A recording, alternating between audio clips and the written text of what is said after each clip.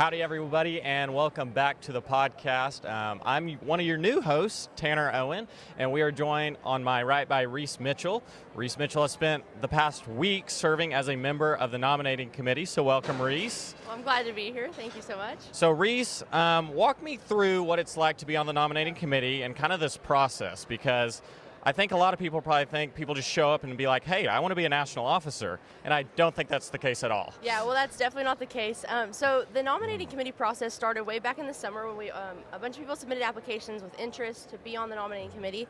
We were then brought past the application process into an interview process where the national officers actually worked to select 9 students to be able to represent the voices of the over 1 million that we have right now.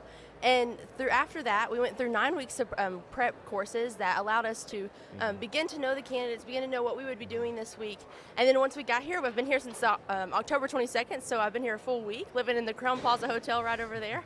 And we went through 9 process rounds where we were able to evaluate the candidates and understand truly the purpose and passion that they wanted to be as a national officer, whether that was from a video round or all the way to personal interviews, stand and delivers, facilitation. We were able to see each of those 37 candidates truly interact with students, interact with us, and see how they serve and want to have purpose within the National FFA organization. It's something that's truly perspective changing and allows us to understand just what it means to be a part of this organization and move through leadership roles, but also carry that purpose with you each step of the way. No, definitely. And 37 candidates, you have their fate essentially in your hands, you and the committees. So when do they get their decision back? Tomorrow. So I get to sit on it for a full day and a half, and they'll get to know tomorrow during the last session. Well, I'm sure they're not antsy at all. But Reese, tell me why, or kind of talk about your FFA involvement and why you decided to come back and serve on the nominating committee.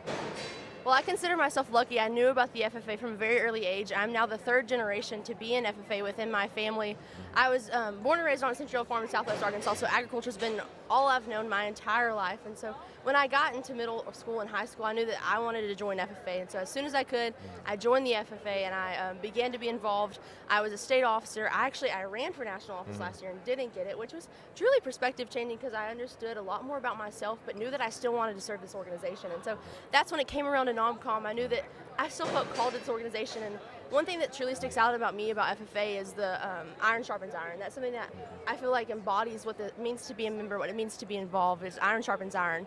And I knew that I still want to be involved, still give back to this organization that's continuously poured into me, my little sister now, my aunt, my grandfather, and truly made me who I am today. And so that's why I joined nominating committee, to truly reinforce what it means to believe in premier leadership, personal growth, and career success, all through one of the greatest industries in the world, which is agricultural. Well, thank you, Reese. And I know the members here, they might not see it all the time, but we know your service here to the FFA has not gone unnoticed, both in your state, in your chapter, and also here at the national level as well. But that will wrap up our podcast. Thank you all for watching, and thanks, and gig 'em.